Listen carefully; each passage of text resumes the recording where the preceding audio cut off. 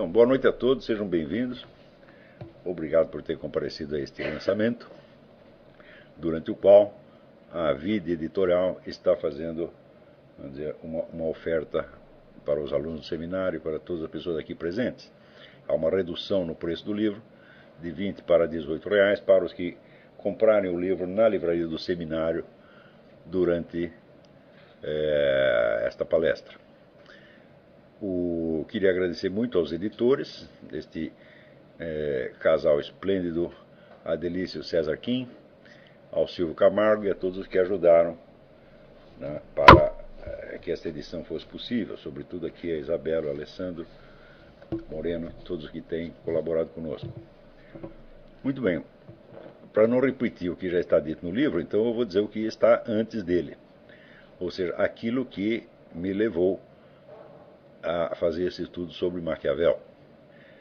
Eu concebi este livro não só tendo em vista o assunto, mas também com a ideia de formar uma espécie de modelo em miniatura daquilo que os alunos poderiam fazer em matéria de estudos de autores determinados, de problemas determinados. Então eu procurei seguir na redação do livro o mais possível a ideia mesma desses estudos, tal como eu havia exposto nas aulas. De maneira que o livro é uma ilustração de certos métodos de análise que eu estive explicando no próprio curso. Desde logo, existe a formulação da pergunta. Quer dizer que um estudo filosófico destinado a ser escrito, ele deve partir de uma pergunta e, em primeiro lugar, é preciso você provar que essa pergunta tem alguma importância efetiva, não só na esfera objetiva, mas também um motivo pessoal pelo qual você se interessa pela pergunta. E isso tem que ser, note bem, quando eu digo motivo, não quer dizer um pretexto, uma explicação a posteriori. Quer dizer, ele aparece uma pergunta arbitrariamente e depois você inventa uma justificativa. Não. Tem que ser uma coisa que tem uma raiz existencial muito forte em você. Ou seja, você tem que ter um motivo para se interessar pelo problema. Já dizia Ortega y Gasset que os problemas filosóficos eles têm a estrita obrigação de provar que eles são problemas. Quer dizer, não é qualquer pergunta que solta para você que você vai se interessar por ela e dedicar anos da sua vida só porque alguém perguntou. Eu acho que um dos piores motivos, uma das piores causas de corrupção intelectual é esta maldita mania de estudar filosofia por problemas gerais, né?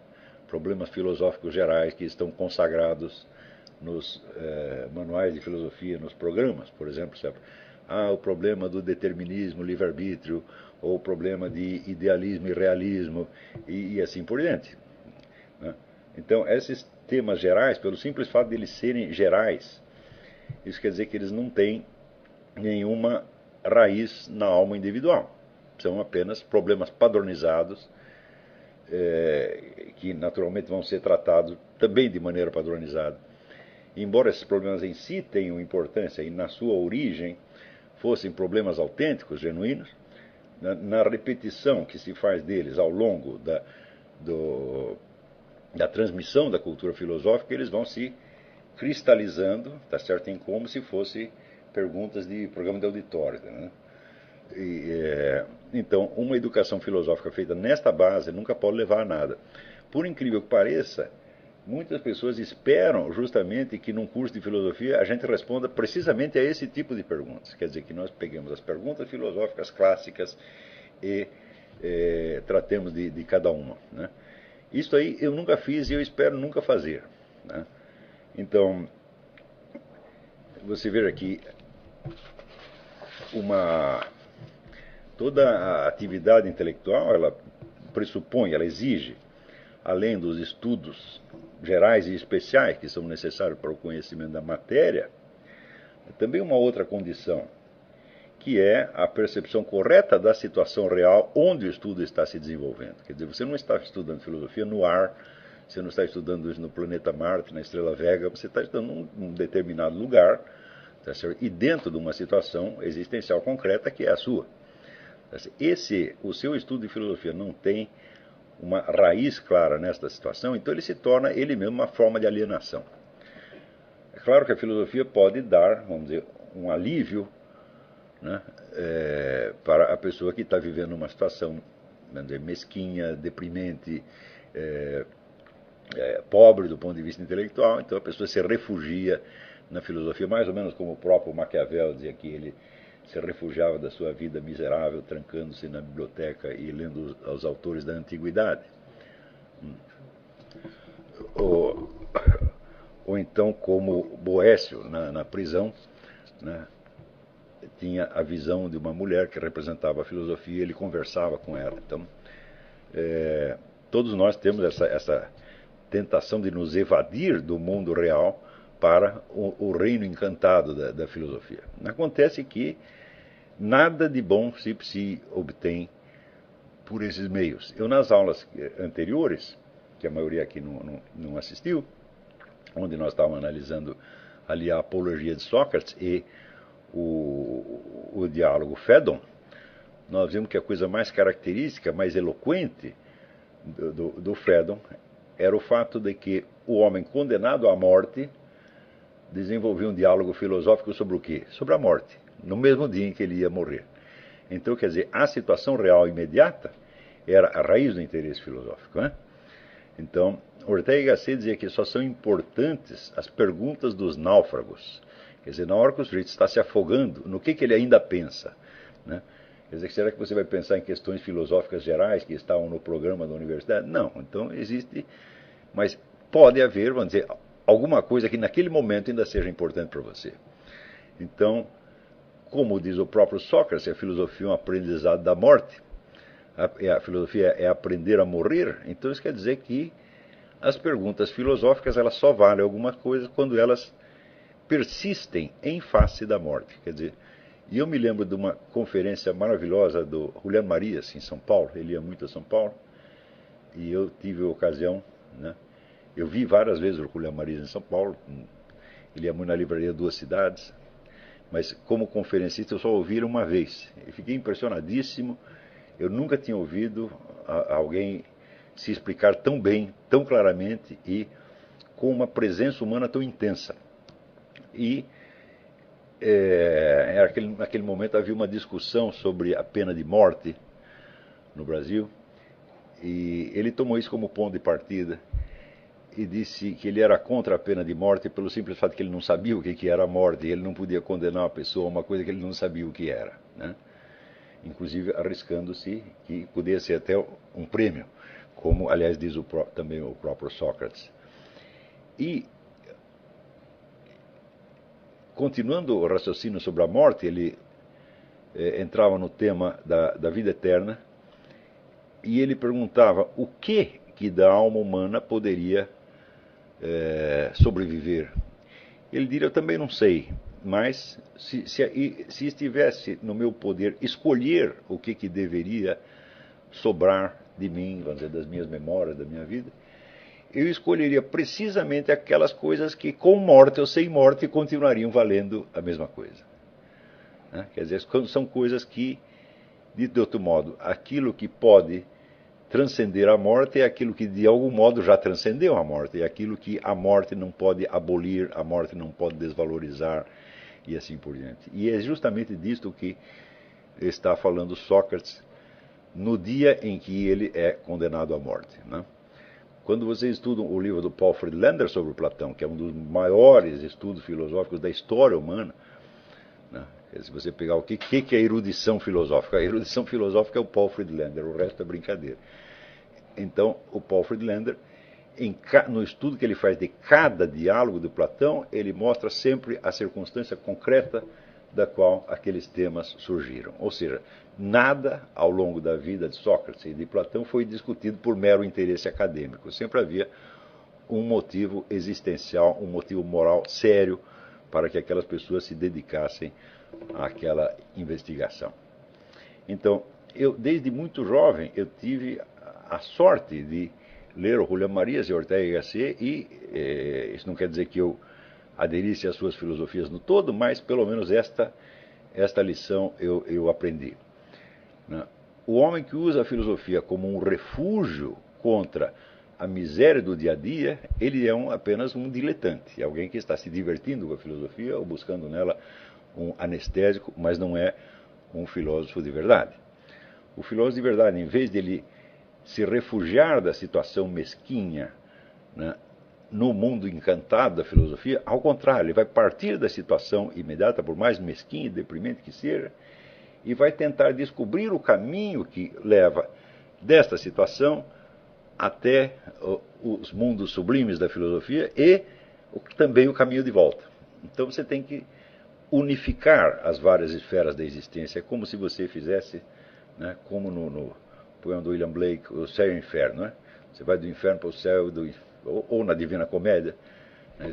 Então, a filosofia, como demonstra o Dante, está no trajeto inteiro. Né? Tá certo? Então, não adianta você querer se refugiar do inferno no céu, mas é preciso subir de uma coisa até a outra, né? E conservar este senso da unidade do real o tempo todo.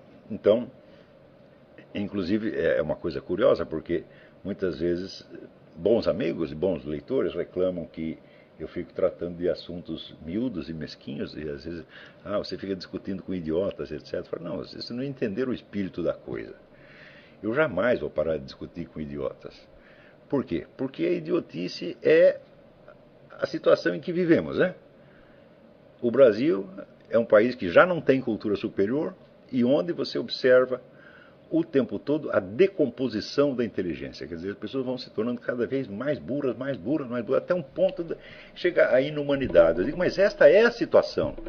Quer dizer, embora eu esteja aqui nos Estados Unidos, o meu centro de referência ainda é a situação brasileira da qual eu parti, tá certo? E a qual eu estou ligado também pela minha língua, pela presença de inumeráveis amigos meus no Brasil, tá certo? E por um resto de patriotismo, tá certo? Que sobrevive até à morte do país, né?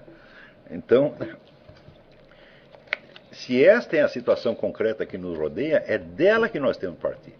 Quer dizer, nós não temos que ter medo de examinar em profundidade a situação mais deprimente, mais amesquinhante que tenha, porque ela é o nosso ponto de partida. Foi nela que nós nascemos, ou é nela que nós estamos. Tá certo? Quer dizer, eu já não nasci nela, nasci um pouco antes, mas vocês nasceram já dentro disso. Né?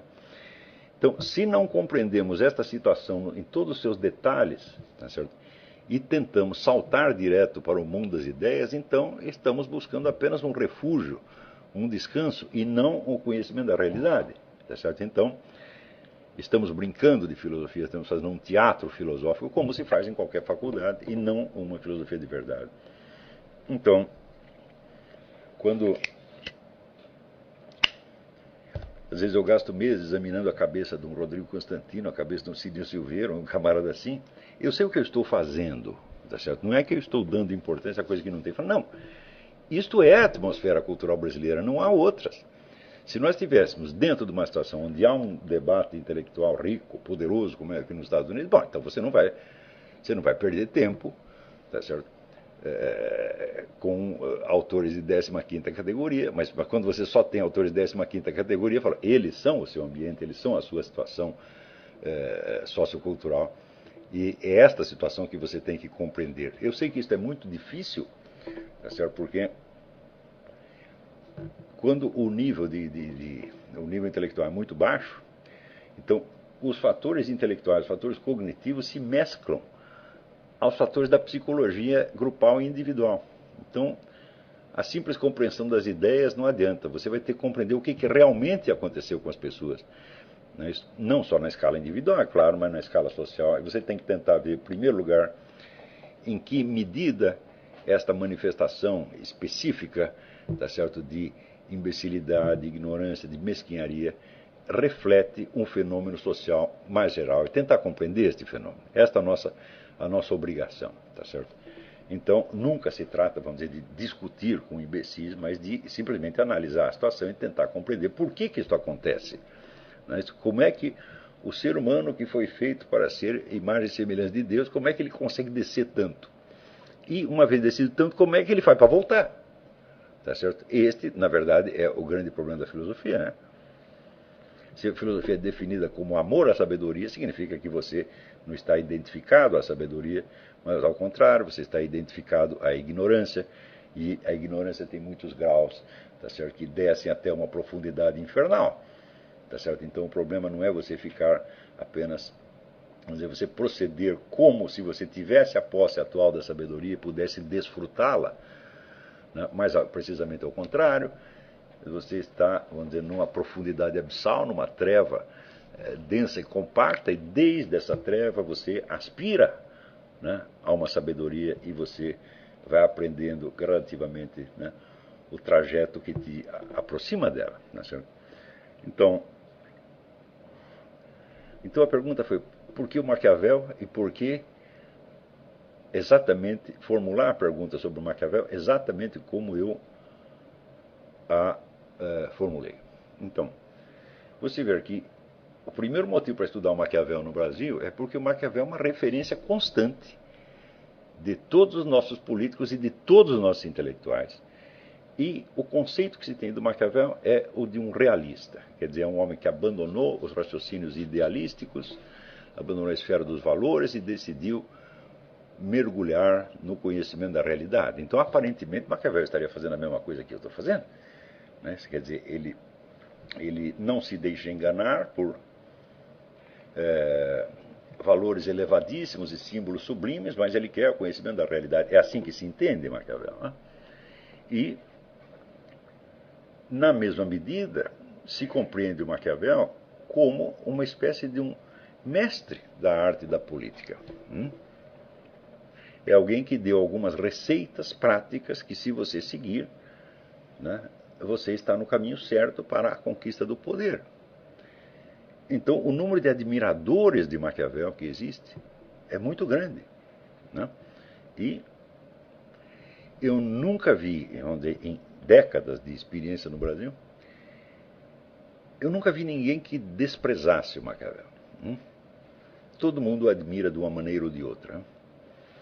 Especialmente no meio político. E algumas máximas de Maquiavel, algumas receitas de Maquiavel, elas entraram tão profundamente na consciência ou inconsciência brasileira que elas se tornaram a chave explicativa de muitas condutas políticas, né?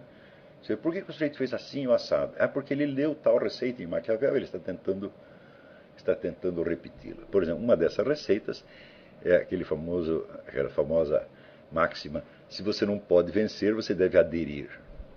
Então você encontra um adversário mais forte, você não consegue vencê-lo, então você adere a ele na expectativa de você manipulá-lo, tá certo? Ou de você converter em sua própria vantagem a política dele, ou de você mais tarde traí-lo e derrubá-lo. Isto no Brasil é norma geral, tá certo? Então, vocês viram, por exemplo, que nos últimos anos, se você pegar o exemplo de pessoas, vamos dizer, que após a vitória do PT, após o PT haver conquistado todos os meios de poder que ele poderia desejar, os seus inimigos aderiram em massa a ele. Quer dizer, aquelas pessoas que o PT mais condenava, que ele mais perseguiu, que ele mais acusou de todos os crimes, de repente apareceram aliados ao PT. Exemplos extremos são o Paulo Salim Maluf, o Antônio Carlos Magalhães, né, o Sarney e o Fernando Collor de Mello. Quer dizer, seria a direita brasileira, né? Então, a pressa com que a direita brasileira aderiu, né, a um estado de coisas que ela mesma condenava e que os condenava, por sua vez, né, é inspirada, sem dúvida, nessa máxima de Maquiavel. Quer dizer, que ela não precisa nem ser lembrada como tal, ela já está impregnada na consciência, ela virou quase uma reação automática. Foi por essas coisas que eu achei que é necessário esclarecer quem é realmente Maquiavel. Eu não menciono nada disso no livro, quer dizer, as motivações socioculturais que me levaram ao estudo não estão no livro. Eu não estou repetindo nada do livro, eu estou fazendo como se fosse um prefácio, né?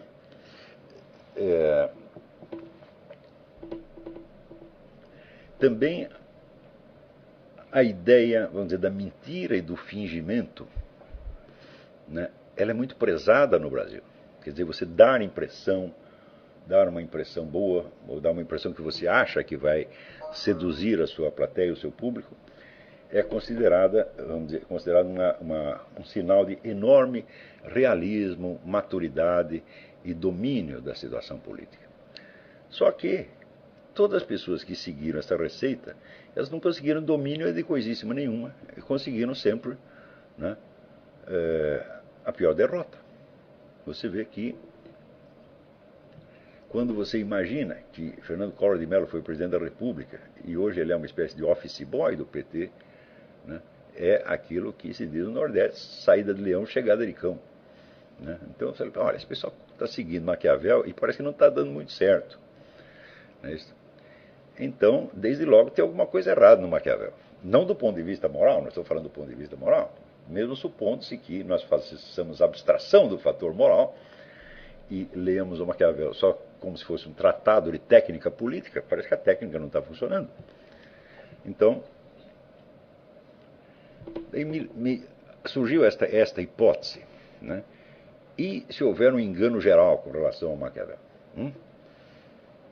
Então, para responder isso, era preciso estudar o Maquiavel desde um ponto de vista muito singular, desde o qual me parecia, e hoje eu sei, que ele nunca tinha sido estudado. Em geral, quando se estuda Maquiavel, o ponto de vista mais comum é aquele adotado por Sir Isaiah Berlin, num famoso ensaio que ele escreveu sobre Maquiavel, que é o da influência de Maquiavel no pensamento político posterior. Ou seja, Maquiavel é avaliado pelo legado que ele deixou, ou por aquilo que os outros entenderam a respeito dele. Então, Maquiavel é apontado como precursor de muitas coisas, como precursor do fascismo, como precursor do comunismo, como precursor da democracia moderna, como precursor do nacionalismo e de milhões de outras coisas. E no estudo do Sir Isaiah aparece uma resenha dessas influências deixadas, né? Só que, por uma coincidência feliz, eu só li o ensaio do Sir Isaiah depois de eu ter terminado esse livro. E eu vi que o interesse que movia o autor era simetricamente oposto ao que eu estava buscando. O que eu queria saber não era o que Maquiavel deixou para os outros, ou seja, como as diferentes épocas foram entendendo e absorvendo Maquiavel. O que me interessava era o horizonte de consciência do próprio Maquiavel.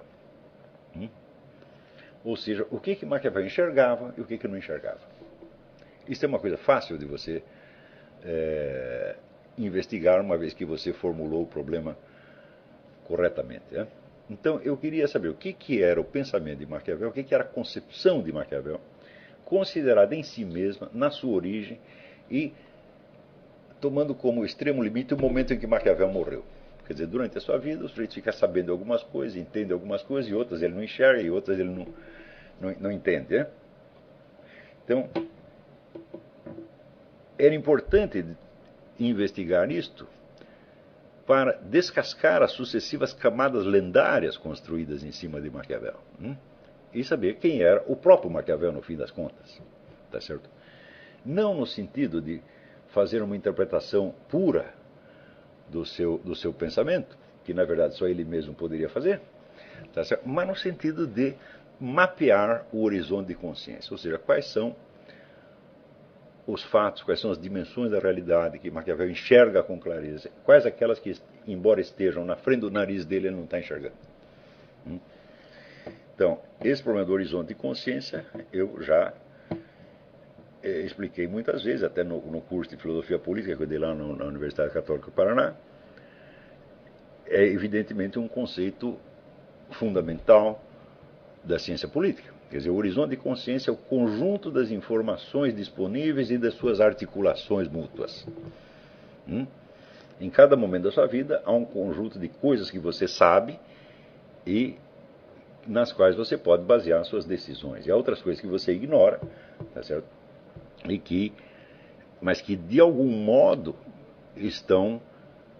exercem uma influência sobre as suas decisões na medida em que a ignorância de um dado, né, faz parte do seu horizonte de consciência, faz parte da forma da sua mente. Né?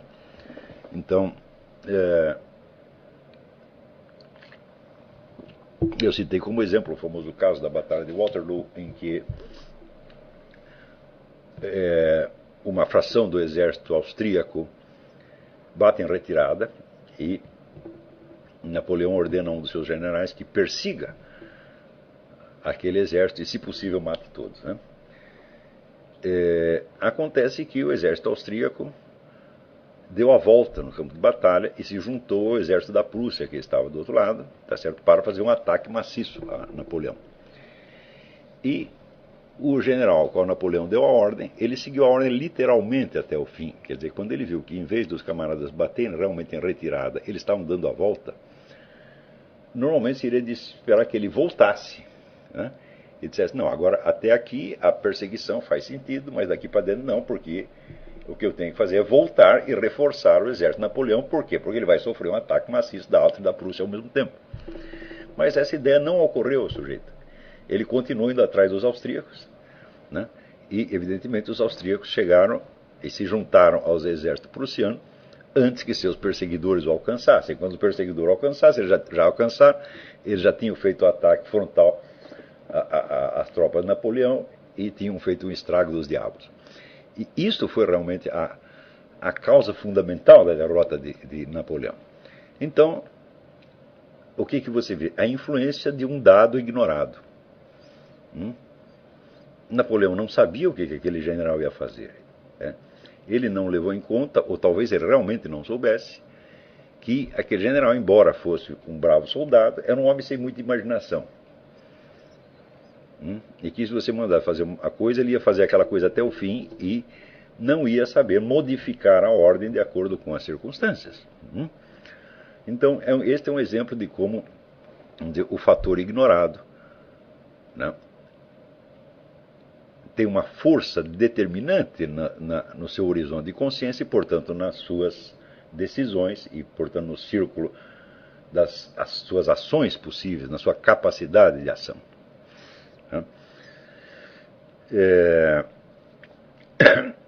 Então, essa foi a minha pergunta. Qual é o horizonte de consciência de Maquiavel? O que Maquiavel realmente sabia, compreendia e o que ele radicalmente não enxergava? É claro que para isso eu tive que ler as obras de Maquiavel extensamente e tentar refazer o status questiones. Sem o status questiones, nada se pode estudar no mundo da história da filosofia ou da história das ideias. Por quê? Porque é impossível, absolutamente impossível, que todas as perguntas e as perspectivas necessárias apareçam numa só cabeça. Né? Verdade é filha do tempo, dizia Santo Tomás de Aquino. Quer dizer, então, antes de você atacar diretamente um assunto, você precisa saber o que as outras pessoas já descobriram anteriormente. Então, eu fiz uma história das interpretações de Maquiavel. Mais ou menos também como Sir Isaiah fez, só que completamente diferente, porque ele estava perguntando o que sobrou de Maquiavel na cabeça das sucessivas gerações. Ele estava justamente querendo retirar aquilo que tinha sobrado para ver onde estava o próprio Maquiavel no começo da história. Né? Então, essas sucessivas interpretações de Maquiavel, elas são muito desencontradas. São tão contraditórias que um dos grandes intérpretes de Maquiavel, que foi Benedetto Croce, disse: Maquiavel é um enigma que jamais será resolvido. Mas olha que interessante. Se o sujeito é um enigma que jamais será resolvido, isso quer dizer que radicalmente não o estamos entendendo. E se não o estamos entendendo, por que o seguimos? Por que um autor que reconhecidamente você não entende tem tanta influência prática? Não é isto? Isso aí parecia refletir um profundo desejo de auto-engano da parte de líderes políticos e intelectuais que se proclamavam discípulos ou admiradores de Maquiavel. Quando, por exemplo, Antônio Gramsci,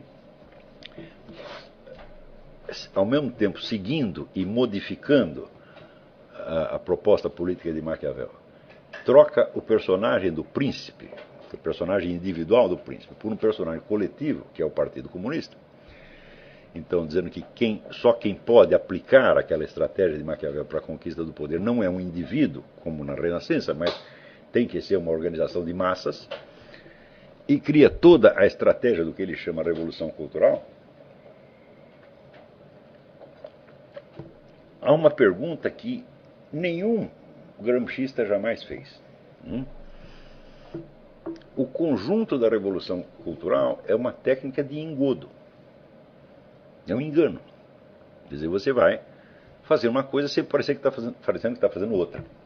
É isso. Então, quando ele diz que o partido deve chegar e tornar-se a ter o poder onipresente e invisível de um imperativo categórico, de um mandamento divino. Isso quer dizer que o partido deve estar no comando de toda a vida cultural, social e política sem que ninguém o saiba. Ou seja, isto é uma engenharia da inconsciência. Então, isso quer dizer que a revolução cultural é, na verdade, uma revolução incultural. A revolução cultural só pode dar certo se ninguém entender o que está acontecendo, a não ser aqueles 2 ou 3 engenheiros sociais do partido que estão comandando o processo.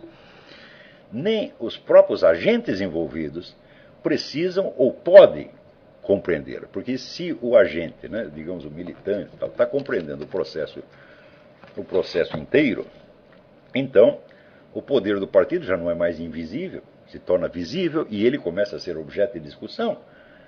E é exatamente disso que se trata, vamos dizer, na estratégia do Gramsci. Então, eu me perguntava assim, será que Antônio Gramsci estava consciente de que com a sua estratégia ele não ia criar uma cultura superior, mas ele ia criar uma situação de imbecilidade coletiva absolutamente desastrosa e que talvez, uma vez consumado o processo, talvez não tivesse volta? E quando eu me lancei essa pergunta, muitos anos atrás, a aplicação da estratégia gramsciana no Brasil não estava num estado tão avançado quanto está hoje. E hoje nós sabemos que a resposta a essa pergunta é simplesmente sim. A aplicação maciça da estratégia gramsciana destrói completamente a cultura superior sem poder colocar outra no seu lugar. Jamais. Então, entendemos que o horizonte de consciência do Antônio Gramsci terminava na formulação da estratégia. Ele não é nem capaz de conceber as consequências do que ele ia fazer. Tá certo? O que já mostra que, por engenhoso que fosse enquanto estrategista, era, na verdade, considerado, por exemplo, como filósofo da história, um homem muito superficial e uma mente pequena, no fim das contas.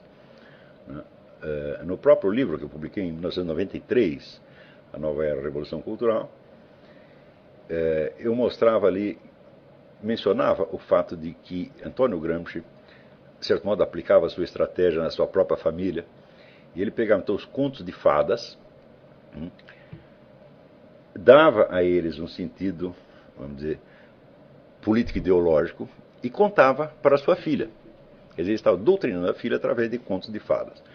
Ora, os contos de fadas são depósitos de conhecimentos, simbólicos, místicos, de uma importância extraordinária. Neles está depositado, às vezes, alguns dos dados psicológicos e espirituais mais relevantes para a humanidade. Isso é uma coisa que todo mundo sabe. Você vê que no mesmo instante que Antônio Gramsci estava estudando essas coisas, estava Carl Jung cavando o depósito desses mitos, lendas e contos de fadas e descobrindo ali as coisas mais extraordinárias sobre as estruturas profundas da psique humana. Não quer dizer que Jung acertasse em tudo, ao contrário, mas ele estava fazendo com esse material exatamente o contrário do que Antônio Gramsci estava fazendo. Ele está tentando descobrir a riqueza ali interna e Antônio Gramsci está tentando trocar essa riqueza por um objetivo meramente pragmático, que era, vamos dizer, a doutrinação da cabecinha da sua própria filha. Em suma, ele estava destruindo a inteligência da filha, e ele não tinha a menor consciência disso. Então, por esses dados, você vai, aos poucos, mapeando o horizonte de consciência do indivíduo, traçando a linha entre o que ele enxerga, o que ele entende e o que ele nem enxerga nem entende. E era exatamente isso que eu tentei fazer com o Maquiavel. Para fazer isso, eu tive que me socorrer do auxílio de todos os grandes estudiosos de Maquiavel ao longo do tempo. Não é isso? E o único que falhou foi Sir Isaiah, né? Que por uma coisa, eu nem sabia que existia uma tradução brasileira deste ensaio. Embora, veja você como são as coisas, embora eu tivesse este livro, o livro estava lá na prateleira, tá certo? Mas como eu tenho horror de ler traduções brasileiras do que quer que seja, porque é sempre um risco formidável que você corre, né? Eu me lembro, por exemplo, quando eu li a tradução brasileira da Nova Ciência da Política, do Eric Voegelin, né? Tradução feita pelo ministro Viegas, eu tinha que tentar retraduzir mentalmente aquilo para o inglês para ver se eu entendia alguma coisa. Então eu tinha lá a edição do Sir Isaiah em português e estava com medo de lê-la. E eu não sabia que tinha ali coisas tão importantes sobre Maquiavel. Só que quando eu li, eu me falei, olha, bom, para o estudo que eu fiz, isso já não influi nem contribui, né, certo? Porque a pergunta que ele lança é completamente alheia à minha. Só valeu depois a leitura como superfície de contraste, né? Então, ao longo desses estudos, você via que as versões de Maquiavel que tinham sido desencavadas por esses vários estudiosos eram totalmente contrastantes, totalmente contraditórias. Chegava assim, a oposição de 180 graus, né? E onde alguns viam Maquiavel como assim, o mais desprezível e imoralista da história humana, e outros, ao contrário, viam como um autor de elevadíssima moralidade, um pedagogo. Não é isso? Eu falei, não é possível que essas duas pessoas sejam a mesma. Tem algum problema aí, é? Mas, cada um desses estudos que foram feitos sobre Maquiavel,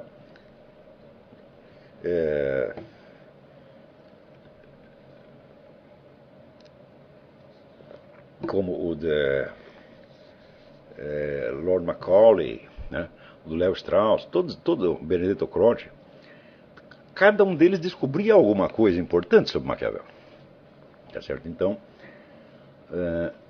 descontando o lado, vamos dizer, das contradições que apareciam entre eles, cada um deles, tomado isoladamente, dava um dado importante, e esse dado podia ser incorporado, então, à minha imagem do Maquiavel.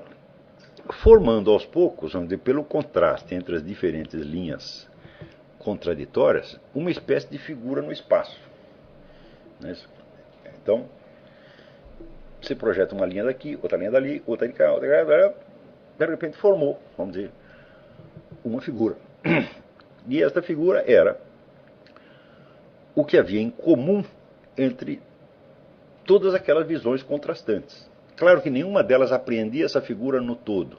Cada uma só destacava uma linha, tá certo? Mas a confrontação dessas contradições era a equação do problema. Então, praticamente, do simples status questiones,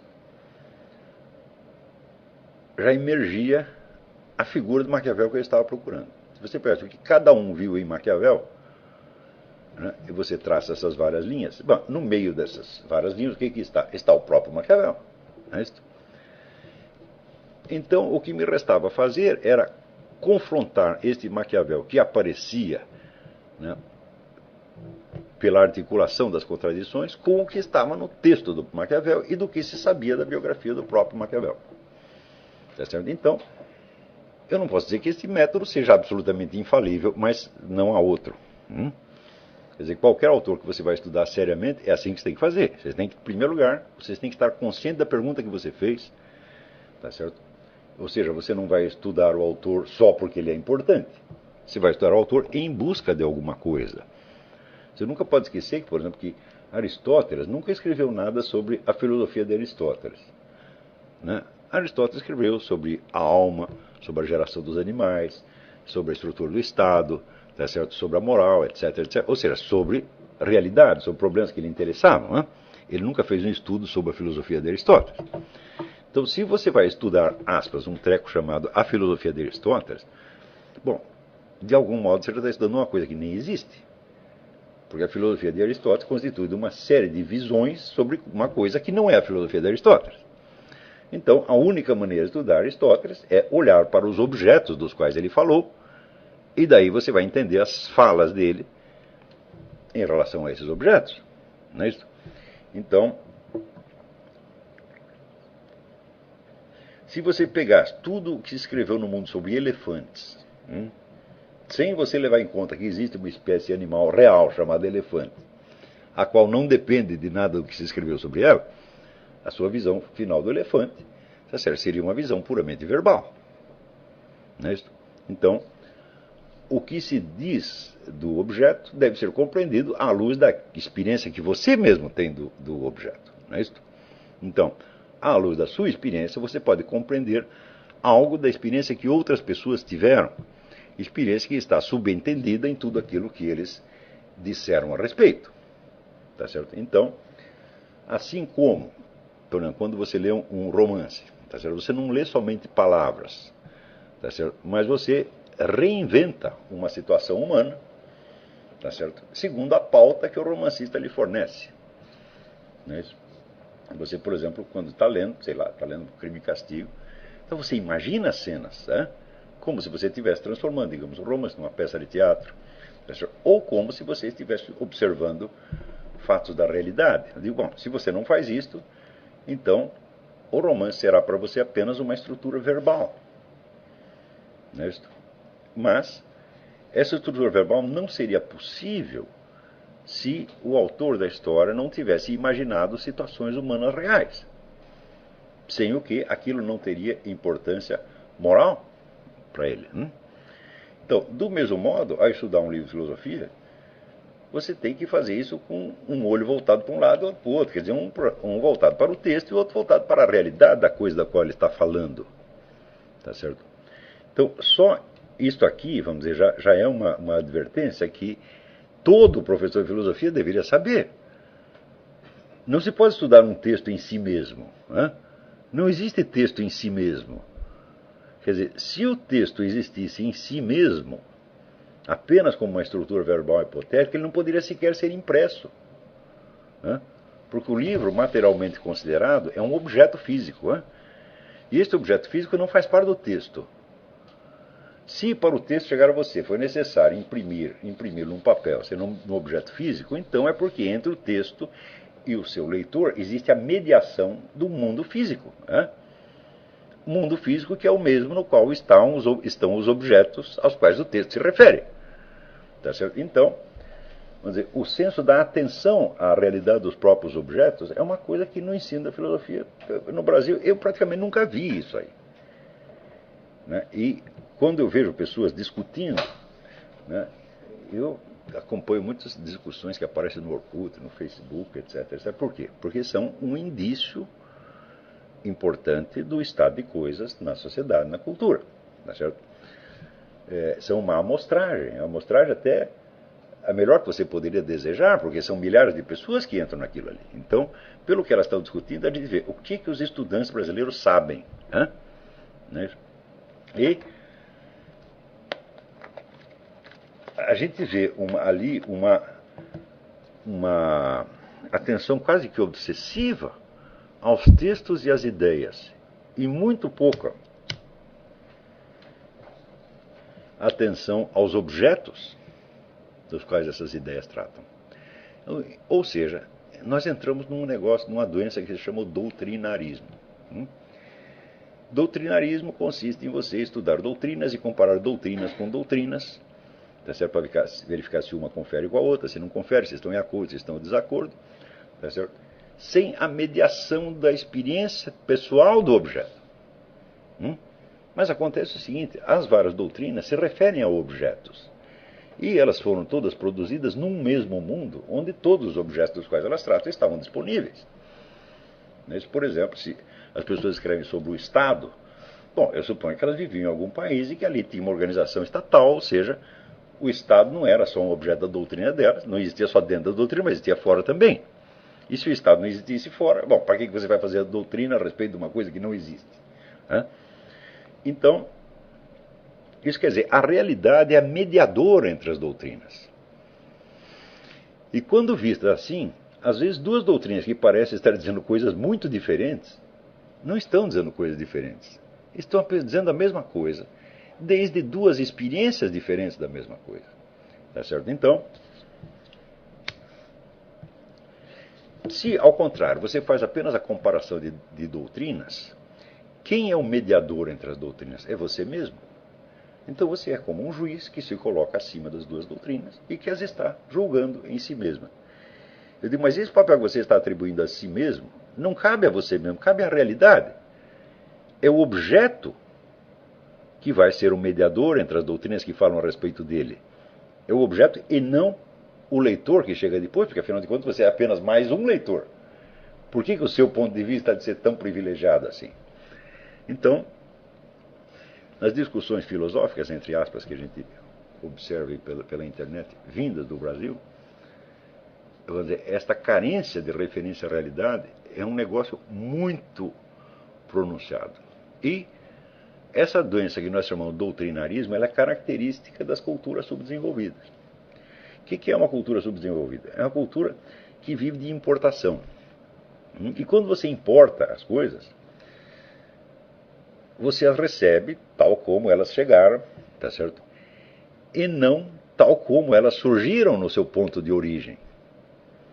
Isso quer dizer que mesmo que você as compreenda literalmente, às vezes você não sabe qual é a função que elas desempenhavam na origem e por que elas apareceram, afinal de contas, em resposta a que problemas. Às vezes você vai ler esses produtos importados como se elas fossem uma resposta direta, vamos dizer, à sua situação, quando não são. Né? Então, isso aí evidentemente é uma causa de alienação.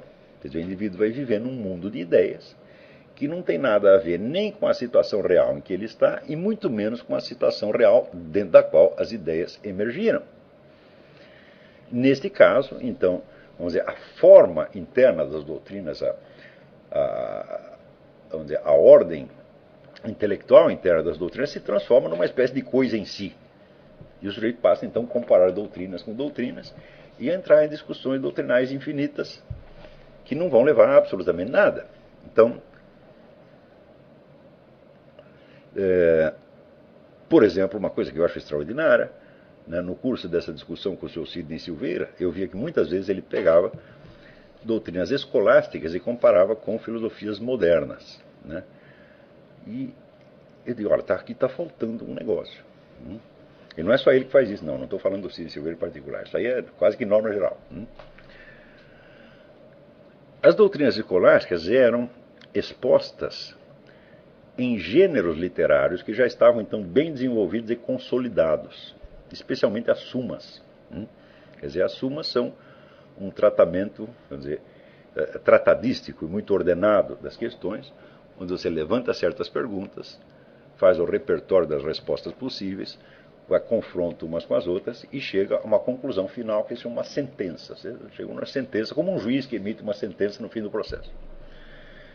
Essa sentença se entendia que ela expressava a realidade, a verdade, tal como o autor a tinha enxergado. Então, nesse sentido, uma sentença que está escrita num livro de filosofia escolástica podia ser confrontada com uma outra sentença de um outro livro, independentemente da discussão que havia precedido a produção da sentença. Assim como você pode comparar duas sentenças judiciais sem precisar examinar todos os autos do processo. E acontece que, quando veio a modernidade criou trocentos gêneros literários diferentes, nos quais se expressa então a filosofia. O gênero preferido é o gênero ensaístico. Né? O gênero ensaístico foi uma vez definido por um grande estudioso, Pedro Laín Entralgo, como a teoria menos a prova explícita. Ou seja, há uma prova implícita, uma prova que teria que ser desenvolvida, que idealmente pode ser desenvolvida, mas que não está ali. Tá certo? Então, como eu vou comparar uma afirmação que eu tirei de um gênero ensaístico com outra informação que eu encontrei sob a forma de uma sentença conclusiva numa suma escolástica? Só tem um jeito. Eu tenho que me reportar a uma realidade, né, às quais as duas idealmente remetem. Eu não posso comparar sentença com sentença. Então, isso quer dizer que quando você faz uma comparação assim, olha, Santo Tomás de Aquino diz tal coisa assim assim, esse autor moderno diz tal outra. Isto não confere com o que Santo Tomás de Aquino disse, então, portanto, isto é heresia. Esta é uma ocupação perfeitamente, como é que se diz? Inútil e, na verdade, impossível, utópica. Né? Porque gêneros literários diferentes têm valores semânticos diferentes. Né? No caso escolástico, por exemplo, cada termo era definido de uma maneira uniforme, da qual participavam, vamos dizer, participava toda a comunidade dos letrados. Né? Os escolásticos escreviam para outros escolásticos. Aliás, se chamava escolástico por causa disso, porque era uma discussão que se dava dentro das escolas, entre profissionais que tinham recebido a mesma formação, né, e que usavam as mesmas técnicas argumentativas altamente formalizadas. Tá certo? Agora, de repente, eu pego aí um ensaio escrito por Jean-Paul Sartre, né, que não recebeu essa formação, que escreve num estilo altamente individualizado, tá certo? Com uma semântica completamente diferente. De como é que eu vou comparar uma coisa com a outra, meu Deus do céu? Só tem um jeito, eu tenho que apelar às realidades a que eles estão falando, e daí, a partir, vamos dizer, da minha experiência dessa realidade, eu posso calcular o diferente peso semântico de uma, vamos dizer, de uma sentença formal e, vamos dizer, de uma frase solta no meio do ensaio. Tá certo? Então, a coisa é muito mais trabalhosa do que parece. Mas, dada a propensão doutrinarista que existe no meio subdesenvolvido, as pessoas simplesmente ignoram esta exigência. Tá certo? E isto quer dizer que vão ler os filósofos em busca de concordâncias e discordâncias. Não é isso? E de dizer qual está errado e qual que está certo. E esta é uma ocupação altamente ociosa. Né? Porque o que interessa não é saber quem está certo e quem está errado, mas o que eles podem ensinar a mim. Por exemplo, vocês vão ver que na resenha que eu fiz dos estudos sobre Maquiavel, eu vou lá apresentando cada um, mostrando também as suas diferenças de perspectiva, mas eu não estou julgando nenhum. Eu não estou dizendo, esse aqui está mais certo, aquele está mais errado. Não. Porque eu não estou interessado no que eles pensam de Maquiavel, e sim do que eu posso saber a respeito de Maquiavel. Então, essas várias perspectivas, não me interessa julgá-las em si mesmas, mas articulá-las como, vamos dizer, uma rede de contradições que me faça ver um Maquiavel de verdade no meio.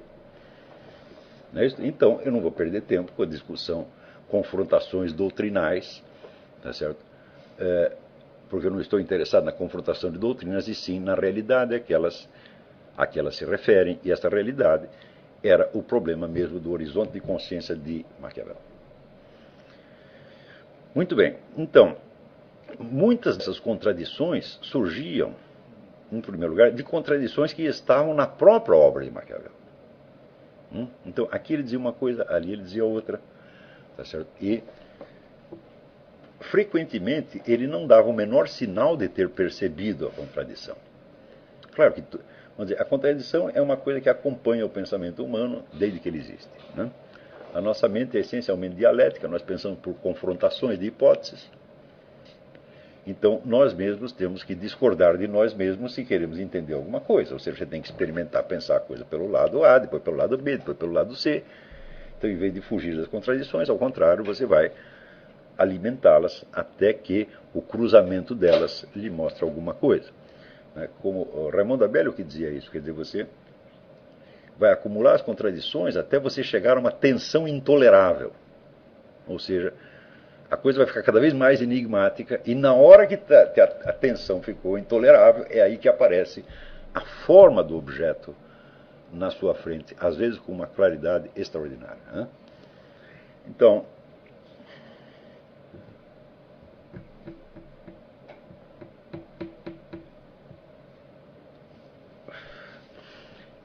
eu notei, por exemplo, que tem aquela famosa cena em que Maquiavel, no exílio, ele diz que ele passa o dia jogando baralho com as piores pessoas da cidade, os vagabundos, né?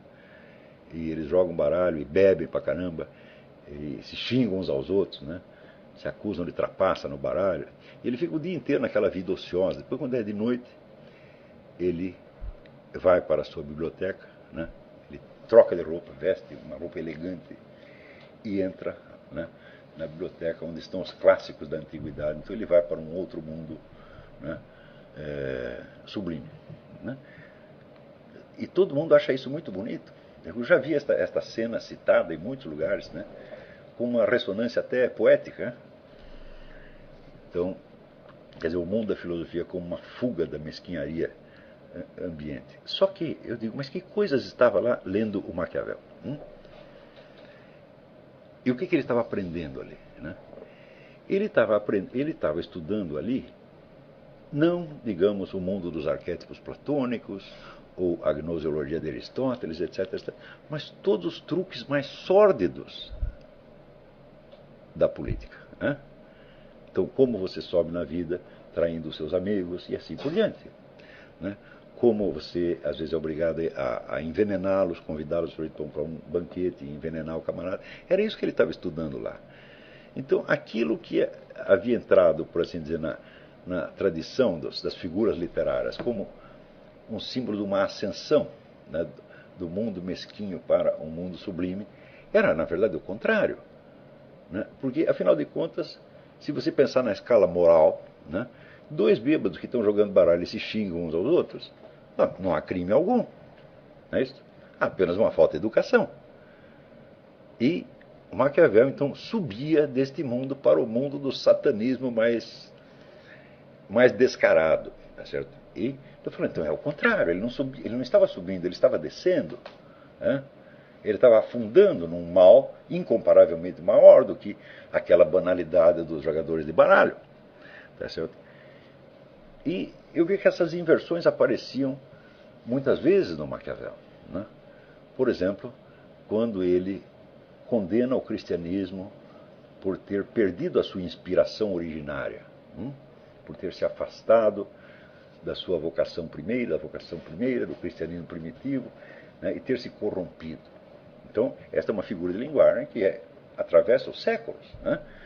Todo mundo observa o estado corrupto da religião cristã e sente a nostalgia de um cristianismo primitivo que, na verdade, você não conhece, que foi apenas idealizado, mas que, se você investigasse lá, você ia ver que tinha tanta sacanagem lá quanto em outros lugares. Se você vê só o número de heresias que apareceram de dentro da comunidade cristã, então você vê, aquilo foi uma briga de foice, não é isso? E quando surgiam esses conflitos, as pessoas às vezes partiam para agressão, matavam uns às outras, né? E havia inúmeras pessoas enganando o pobre público, apresentando como se fosse doutrina da Igreja Católica, uma coisa que era completamente diferente. Então eu falei, meu filho, o cristianismo primitivo não foi um mundo paradisíaco, só de santos, né? Havia ali tantos santos quanto os trapaceiros, como em qualquer outra época da história. Mas, de qualquer modo, a imagem do cristianismo primitivo como uma coisa paradisíaca reaparece até mesmo na teologia da libertação, né? E é uma imagem, então, um topos que atravessa a história do Ocidente e que aparece também em Maquiavel. Daí eu fui ver, vamos ver o que ele quer dizer exatamente, né, com esta decadência cristã. O que foi que o cristianismo perdeu? E mais para dentro você vê que ele apresenta a versão da religião como sendo essencialmente um engodo, destinado a ludibriar a humanidade mediante a promessa de um outro mundo inexistente, tá certo? De modo a induzir as pessoas a se comportar como as autoridades religiosas querem. Então, o que ele quer dizer com a decadência do cristianismo? Quer dizer, o cristianismo perdeu o seu poder de engodo. Então, antigamente ele enganava melhor, agora já não engana tão bem. E isso era o que ele queria dizer com a decadência. Agora, aqui novamente nós vemos aqui uma visão invertida.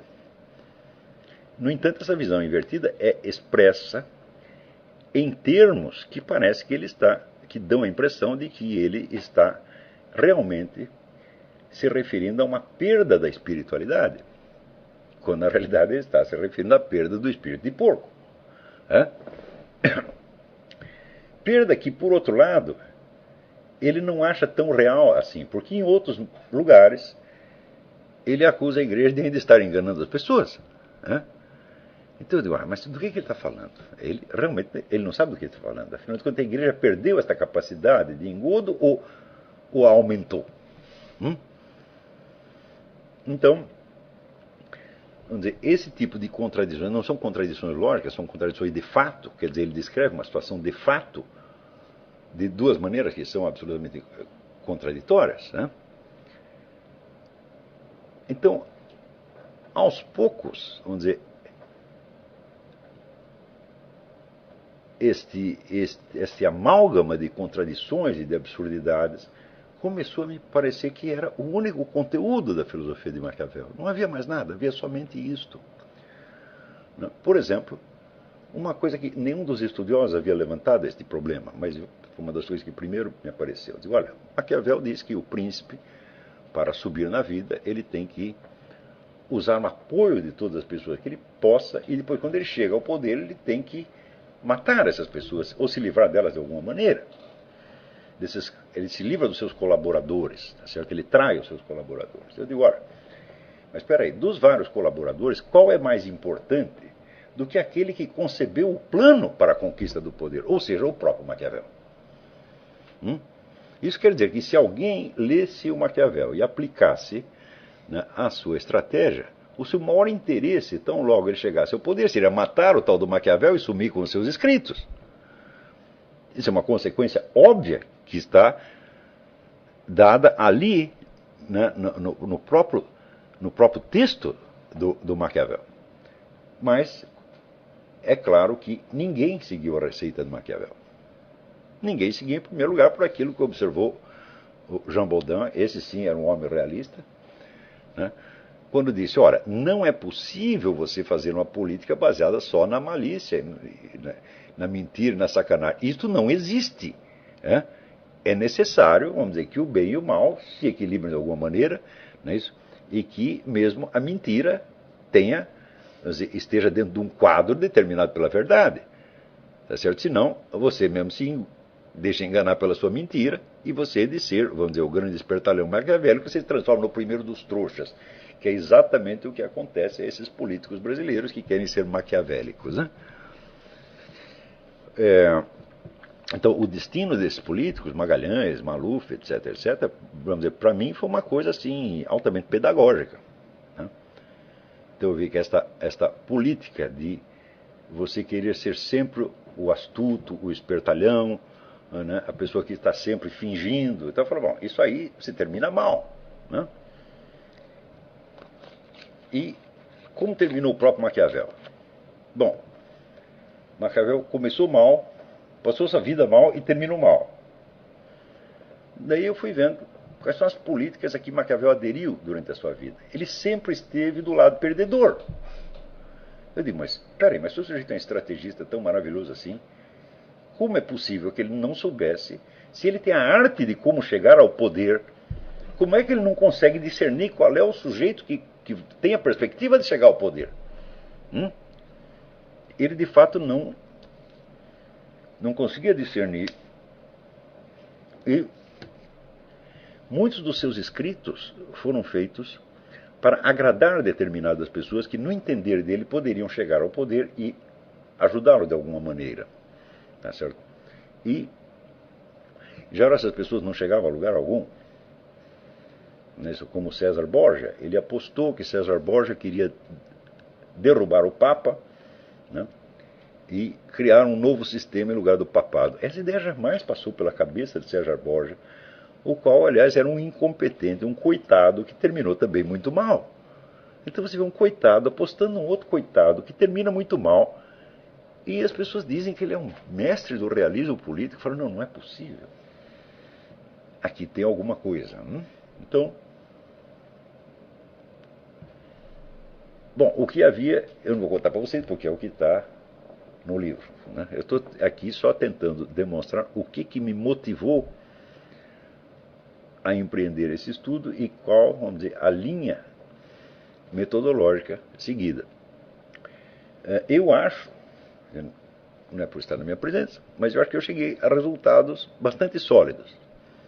Tá certo? Eu acho que ali está demonstrado, vamos dizer, que o mundo ideológico de Maquiavel é uma confusão dos diabos que ele mesmo jamais entendeu, nem fez a menor questão de entender, porque a motivação com que ele escrevia isto ou aquilo não era a de dar efetivas receitas de política, mas simplesmente agradar, lisonjear a certas pessoas em busca de favores até pequenos.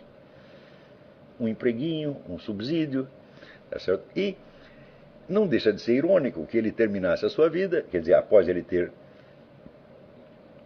feito mil planos para derrubar o papado, tá certo? Que nos últimos anos da sua vida ele vivesse dos favores do Papa, né? No momento em que ele parou de dar receitas de política e começou a escrever a história de Florença.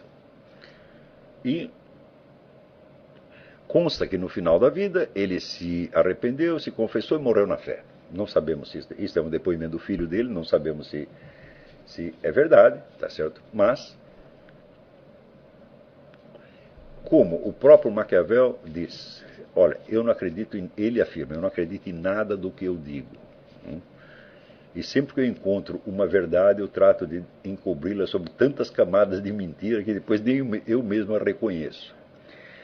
Então você vê que todo o universo do Maquiavel é um universo de uma imensa psicose,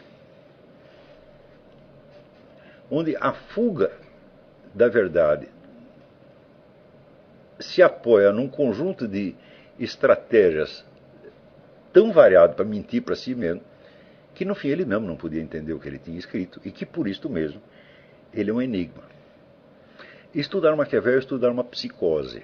Vamos dizer, uma psicose pode ser compreendida, eu digo, até um certo ponto. Se você pudesse compreendê-la totalmente, seria preciso que ela tivesse uma inteligibilidade para o próprio psicótico, que é exatamente o que falta. Então você acompanha o Maquiavel até um certo ponto, e dali para dentro você diz, não, aqui não é que eu não posso entender, não há mais o que entender. Né?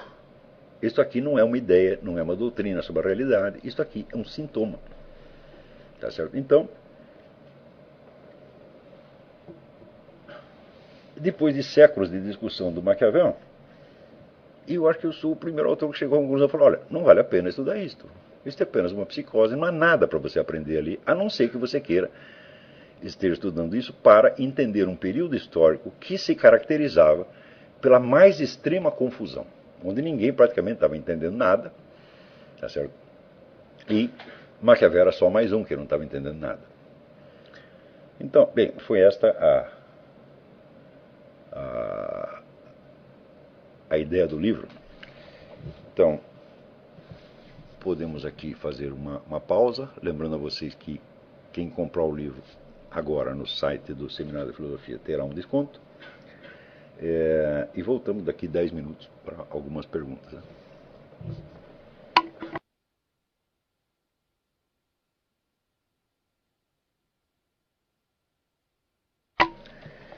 Então, eu queria lembrar aqui mais um detalhe. Eu estava falando do doutrinarismo como um sintoma característico da cultura subdesenvolvida, mas o doutrinarismo não aparece sozinho. Ele é uma espécie de reação a um outro fenômeno patológico que vamos chamar de localismo bárbaro. Localismo bárbaro é o culto de qualquer coisa que tenha acontecido no seu lugar pelo simples fato de que aconteceu no lugar onde você nasceu, independentemente da coisa não ter valor nenhum. Então, se você for ver, as universidades brasileiras estão repletas de colecionadores de miudezas sem nenhuma importância, pela qual eles só se interessam, né, pelo fato de que aconteceu perto da casa deles e de que lhes lembra alguma coisa da sua porca juventude e assim por diante. Então, por exemplo, se você for ver a bibliografia que existe sobre a história do samba, é uma monstruosidade, uma monstruosidade. Cada sambista tem 10, 20, 30 biografias, né, diferentes. Agora, se você procura a biografia do Mário Ferreira dos Santos, não existe. Tá certo? Então, este culto folclorístico levado às suas últimas consequências, né, que na gestão do Gilberto Gil no Ministério da Cultura chegou a proclamar oficialmente o samba do recôncavo baiano como um valor universal, né, ou que, em outros casos, aquele senhor Luiz Augusto Fischer chegou a escrever que o Chico Buarque de Holanda é um artista das dimensões de Michelangelo Buonarroti. Né? Quando você chega neste ponto, vamos dizer, a este ponto, no culto, né, das miudezas locais, então esse amesquinhamento da inteligência provoca uma espécie de reação, um desejo de você fugir para o universal, né, e de você então se elevar. Né, então você sai em busca de verdades universais, de valores universais, e você acha que você vai saltar direto para dentro deles, né, sem passar, vamos dizer, pela absorção da circunstância concreta onde você está. Então você mesmo se transforma numa espécie de abstração. Né? Então você vive num mundo de ideias gerais e essa ideia geral não tem nenhuma conexão com a sua conduta real, com os fatos reais da sua vida. Então é claro que é um caso de alienação extremamente grave. Então, o problema que sai aí é o seguinte, é que você vê a percepção de quais são as categorias com que você está lidando, a que gênero pertence os fatos que você está analisando. Então, isso aí é uma espécie de capacidade humana natural que tem que ser aperfeiçoada pela disciplina. Isso é, quando você lança uma pergunta filosófica, a pergunta pode estar tão imensamente deslocada em relação aos fatos, não é certo? Mas, em geral, a sua percepção espontânea está adequada aos fatos. Quer dizer que a percepção humana não confunde, por exemplo, uma essência com um acidente. Não confunde facilmente. Agora, o seu pensamento pode confundir, a sua doutrina pode confundir. Mas quando você olha, por exemplo, um gato, você não pensa que aquilo é uma coisa meramente adjetiva. Você sabe que é uma substância real vivente, não é isso? Mas, na esfera do pensamento, você pode, em seguida, fazer as maiores confusões a respeito. Agora, por causa desses vícios da cultura subdesenvolvida, você pode chegar ao ponto de você confundir a sua própria percepção. Então isso quer dizer que você está continuamente olhando as coisas sob gêneros ou sob categorias que são totalmente inapropriados. Então não se trata de erros de lógica, de erros de raciocínio, né? É um erro de percepção e de nomeação. Quer dizer, você está dando os nomes errados às coisas, tá certo? E você os está olhando sob categorias que não são apropriadas. Isso aqui é uma coisa geral. No Brasil de hoje é uma coisa absolutamente impressionante isso aí. E depois que passa num certo ponto, eu não creio que seja possível corrigir isso pela educação, porque já se transformou numa espécie de sintoma neurótico. É isso? Então, um dos objetivos deste curso, quer dizer, é vacinar as pessoas contra isto. Tá certo? Então, quando você adquire alguma cultura, você começa a ler livros de filosofia, literatura, então, bom, você cria um certo peso de conhecimento, né? E este peso oprime a sua alma. Quer dizer, a estrutura da sua personalidade não foi feita para aguentar aquilo. A estrutura da sua personalidade nasceu, foi desenvolvida dentro, vamos dizer, deste meio, né, mesquinho, tacanho, etc, etc. Então, você é um fruto, você é um produto da própria educação que você odeia, né? Então, quando você começa a adquirir cultura, a primeira coisa que acontece é que o peso do conhecimento adquirido neurotiza você. Você cria inadequações de comportamento, né? Então, o que você tem que fazer? Você tem que parar aquele desenvolvimento intelectual e cuidar agora da sua alma, da sua personalidade, tratar de fazer os reajustes necessários para que você possa arcar com os conhecimentos adquiridos. É por isso que nesse curso eu sempre assim, tem, vamos dizer, um acelerador e tem um breque. Quer dizer, nós vamos avançar no conhecimento, mas nós vamos brecar e voltar e pensar sobre, cara, o que nós estamos fazendo aqui, quem somos nós, qual é o que eu estou realmente querendo, qual é a minha, vamos dizer, onde está a minha própria voz no meio disso e assim por diante. Se você não fizer isto, então você cai naquela norma que me ensinou o Dr. Juan Alfredo César Melo, quando ele dizia: crescer e não rever a história da sua própria alma é se candidatar a uma neurose. Ou seja, você simplesmente progredir no mundo do conhecimento não quer dizer nada. Você pode estar, vamos dizer, você vai se transformar, vamos dizer, numa alma atrofiada, em cima da qual você colocou um punhado de ideias eruditas. Então você vai ficar simplesmente uma pessoa feia. Tá certo? Então, por exemplo, o indivíduo que está discutindo questões filosóficas, mas escreve numa linguagem de mau gosto. Quando eu digo mau gosto, eu digo, por exemplo, às vezes uma linguagem pomposa, professoral, que é descabida. Às vezes eu chamo de linguagem cardinalícia. Isso é tão comum no Brasil de hoje, mas eu vejo que 40 ou 50 anos atrás as pessoas tinham muita consciência disso aí. Então, se uma coisa era escrita em uma linguagem literária inapropriada, as pessoas largavam imediatamente. Está na cara que isso não é uma pessoa de verdadeira cultura, é alguém que está apenas imitando. Né? Então, esta consciência hoje se perdeu quase que por completo. Quer dizer, o pessoal escreve, né, de altas filosofias naquele estilo que o Bruno Tolentino chamava estilo penteadeira de velha. Né? Quer dizer, aquele negócio pomposo, empoadinho, né? Bonitinho. Eu digo, mas que coisa mais feia, as pessoas não percebem que isso, vamos dizer, é uma síntese ao senso estético de quem tem algum. Né? Então, vamos dizer, o senso estético, ele reflete a sua percepção da realidade. Ora, vocês no Brasil são criados num dos meios esteticamente mais feios que existem no universo. Quando você percorre aqui os Estados Unidos de ponta a ponta, claro que você encontra algumas monstruosidades arquitetônicas, mas em geral as cidades são muito bonitas, têm, vamos dizer, uma estética coerente, quer dizer, não quer dizer que todas as casas são feitas no mesmo estilo, mas você tem um certo número de estilos onde você vê um diálogo. Então aqui tem um estilo X, ele confronta com outro estilo e depois tem uma terceira solução e assim por diante. Então você vê, de certo modo, você vê a história da arquitetura americana nas cidades. No Brasil, qualquer cidade, seja as capitais, seja coisa interior, aquilo é uma coleção de deformidades absolutamente inclassificável. A maior parte dos edifícios você não pode dizer que estilo pertence porque não tem nenhum. Não é isso? E, de repente, no meio dessa feiura, o sujeito contrata um arquiteto estrangeiro e faz uma maravilha, uma obra-prima que não tem nada a ver com o restante da rua, por exemplo. Né? Então vai ficar a coisa ficando cada vez pior. Então esta deformidade estética, ela entra em nós.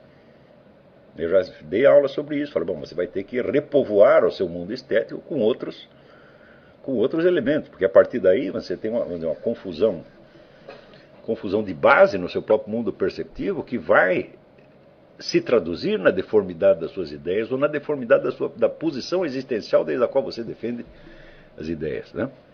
Então, eu me lembro do Dr. Meira Pena, contava que uma vez ele perguntou aos alunos dele na Universidade de Brasília a que classe social eles pertenciam. Ninguém sabia.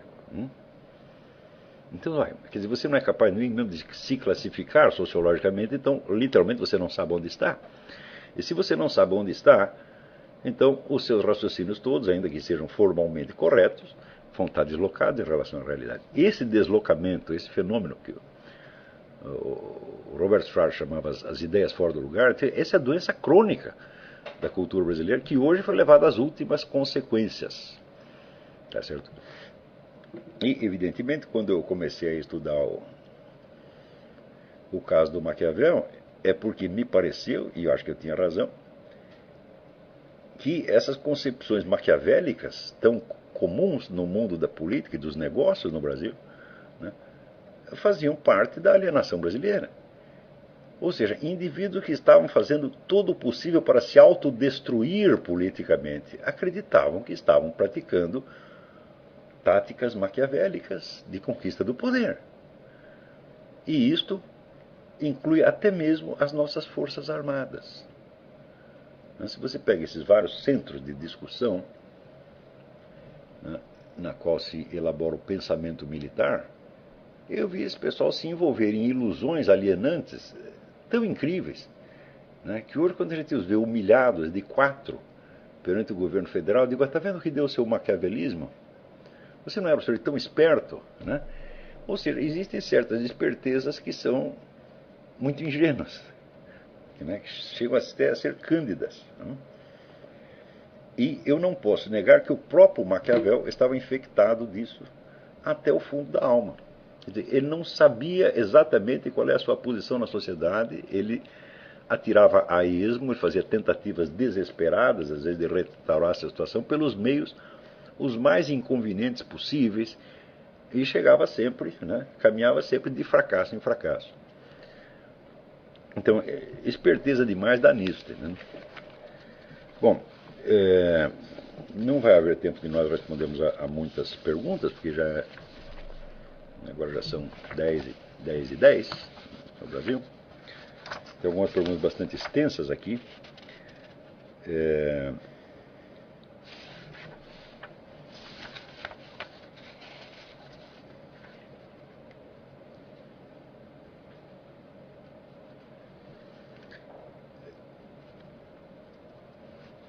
Aqui, Humberto pergunta. Tempos atrás você disse que vivemos numa espécie de provincianismo temporal. Por exemplo, quando relegamos os sábios da antiguidade a uma espécie de museu das ideias e não utilizamos as resoluções deles para nossos problemas presentes. Você inclusive enfatizou esse pensamento com algo assim. Devemos procurar saber o que Aristóteles diria do nosso mundo atual. Ou seja, nós conhecemos a opinião atual sobre Aristóteles, mas não conseguimos imaginar a opinião que Aristóteles teria de nós. Na última aula do curso online de filosofia, você disse, rebatendo seus oponentes, que não se pode saber o que Santo Tomás de Aquino pensaria do fascismo. Parece uma contradição. Se possível, eu pediria para você discorrer um pouco sobre o assunto. Bom, esse aqui é um problema que sempre aparece no estudo de qualquer filosofia antiga. Quer dizer, se você não é capaz de imaginar, de conceber, vamos dizer, uma análise aristotélica de um problema presente, real, então você não está realmente entendendo a filosofia de Aristóteles. Você só entende a filosofia nos termos exatos em que a doutrina se expressou pela primeira vez, tá certo? E não na sua extensão possível à realidade atual. Então, significa que não há conexão entre a realidade atual e essa filosofia, então não é possível entendê-la, a não ser como, vamos dizer, produto do seu tempo, produto da sua cultura, sem atualidade nenhuma. Mas se não tem atualidade nenhuma, se não tem um valor cognitivo para você, tá certo? Então você de fato não sabe o que fazer com essa filosofia. Então, algum esforço para analisar as coisas desde um ponto de vista do filósofo que você está estudando, você vai ter que fazer. Mas isso não quer dizer que em todas as filosofias existam conceitos apropriados, tá certo, para você analisar certos dados do presente. Você veja que no tempo de Santo Tomás de Aquino você não tinha sequer, vamos dizer, o Estado europeu constituído. Né?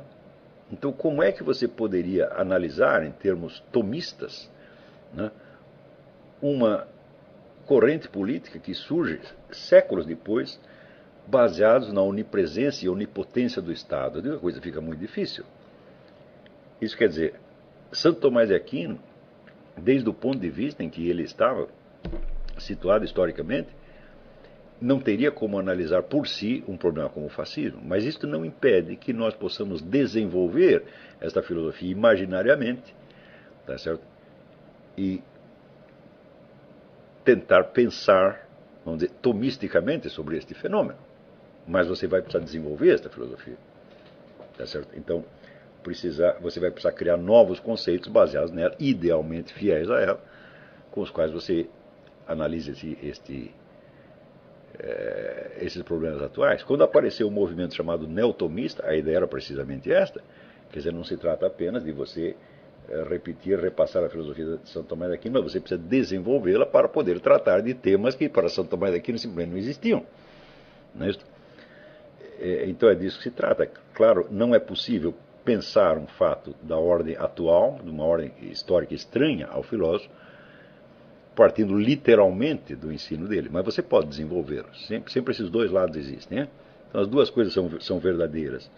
Né? Por um lado, é preciso você se esforçar para imaginar o que o filósofo diria disto ou daquilo que está acontecendo, mas você tem que saber que você não pode dizer isso exatamente com os únicos instrumentos que ele te legou. Você vai precisar desenvolver alguns. Né?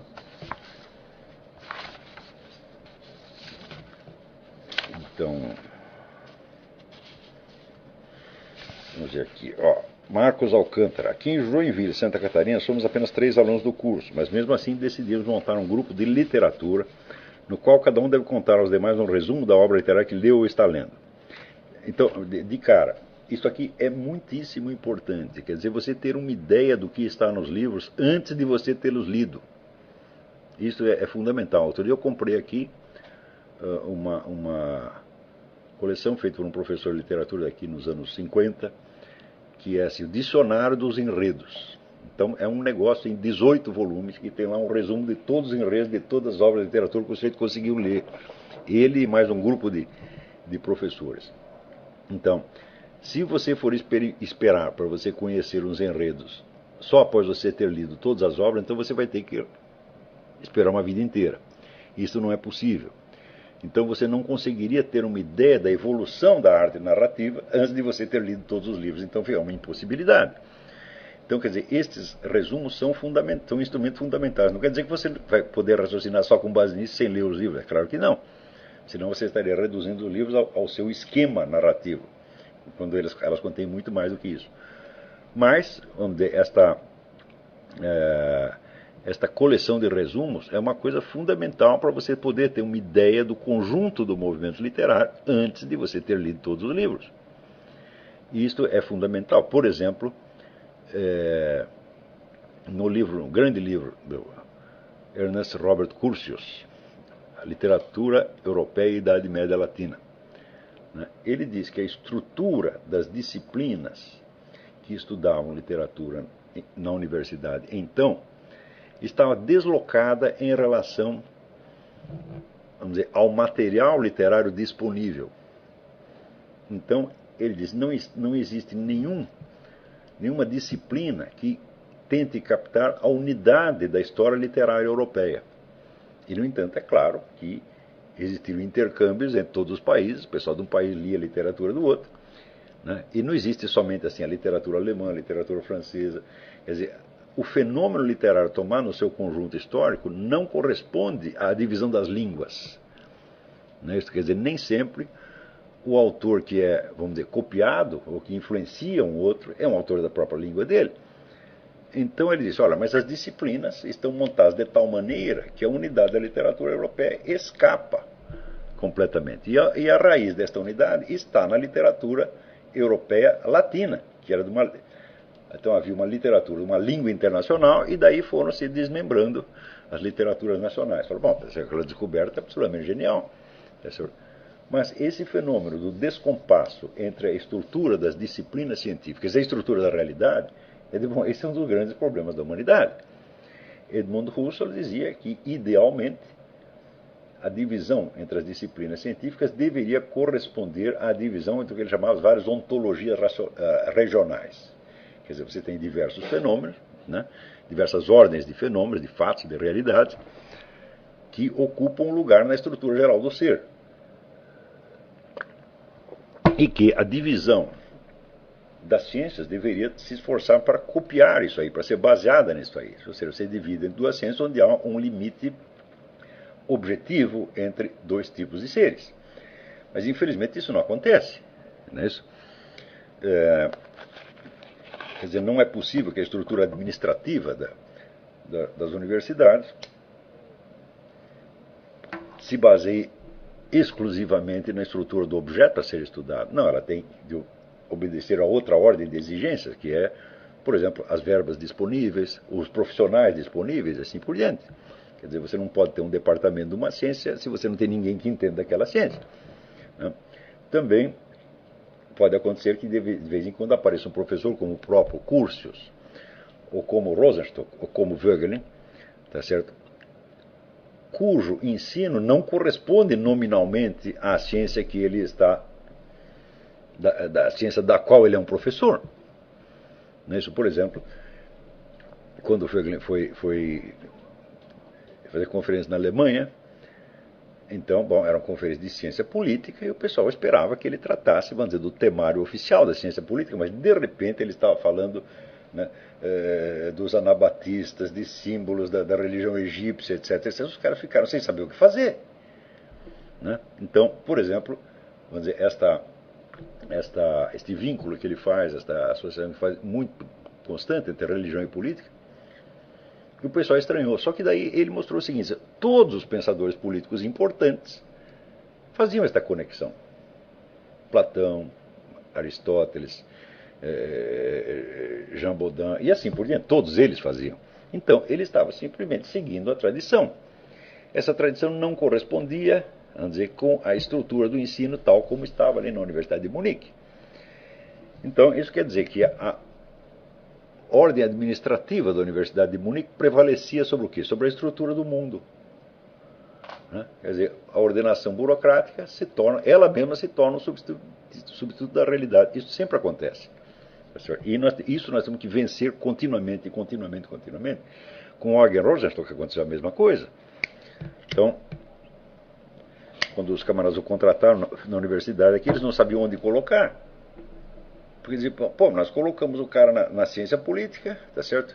E ele vai falar de teoria do conhecimento. Nós o colocamos aqui na faculdade de filosofia e ele começa a falar dos partidos políticos. Né?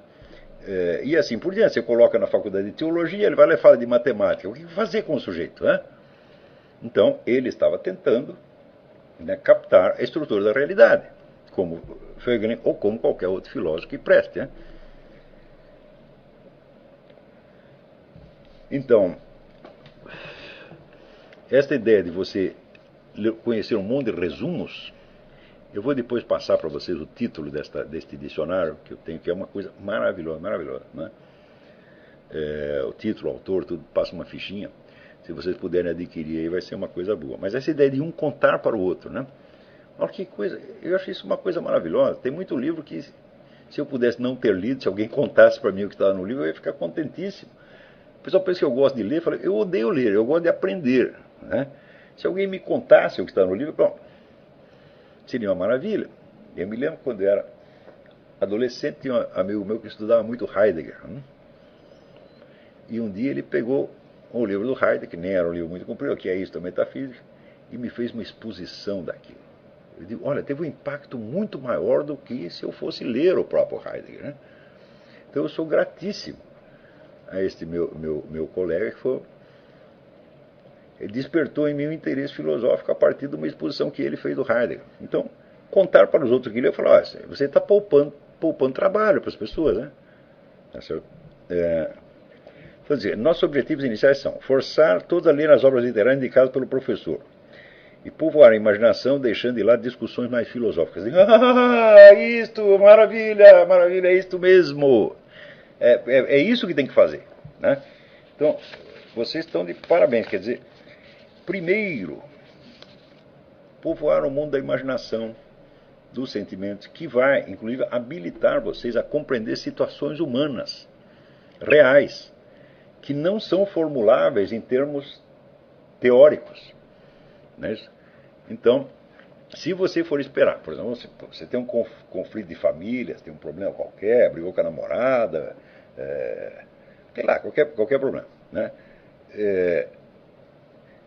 Você não vai poder esperar até você ter uma compreensão conceptual do problema para você lidá-lo. Você vai ter que usar, vamos dizer, instrumentos muito mais rápidos, formas de pensamento analógico, simbólico, a partir de evocações que você tem, de leituras que fez, de coisas que ouviu.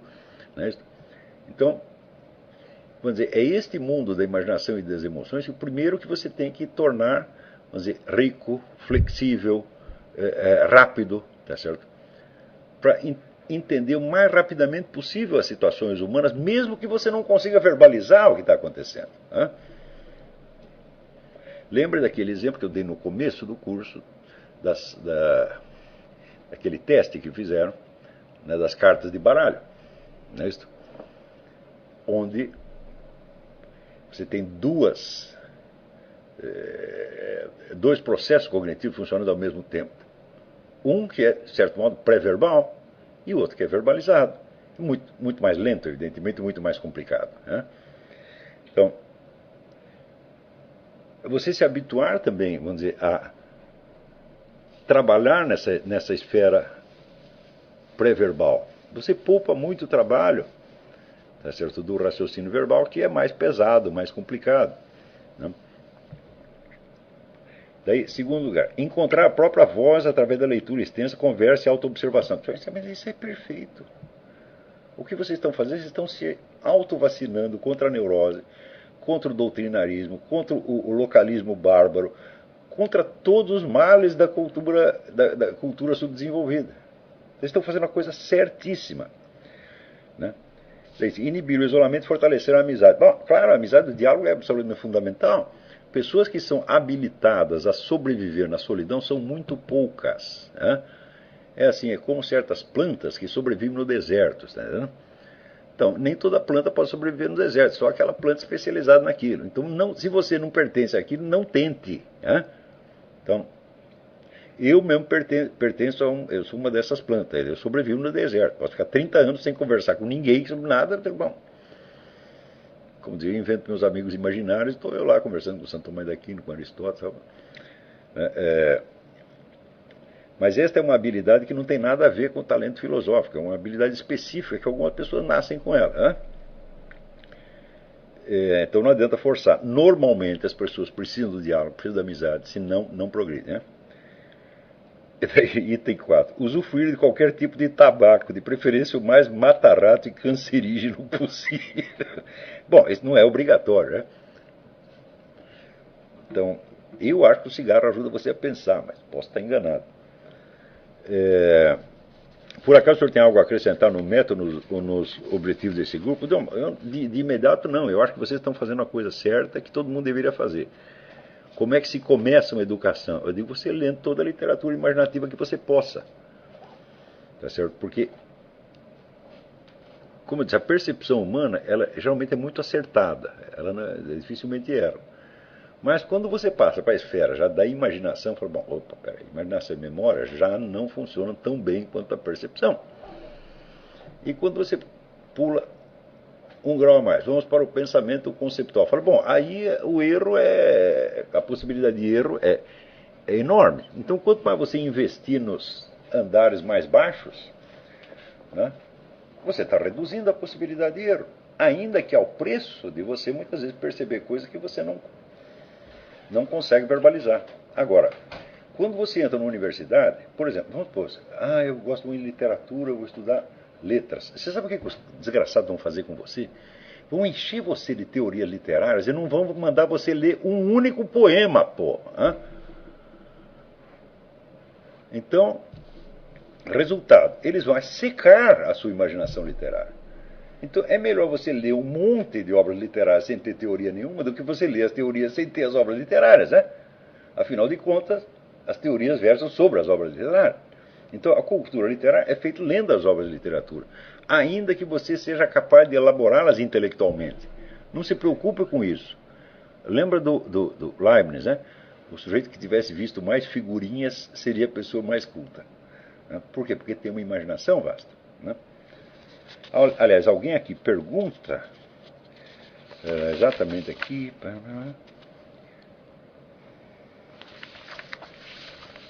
Alguém diz que Sócrates se utiliza muito da. E agora só o que eu perdi. Não sei quem. Não consigo juntar a pergunta com o autor. Ao ler os diálogos de Platão, fiquei impressionado com o quanto Sócrates usa a analogia. O senhor pode falar um pouco da importância da analogia para o conhecimento? Muito bem. Toda e qualquer investigação de qualquer coisa começa com uma analogia. É porque você achou alguma coisa parecida com outra, diferente da outra. Então, é claro que esse pensamento analógico, ele é somente um começo. Uma única analogia, um único símbolo, contém inumeráveis possibilidades de conceitos diferentes que depois você vai separar.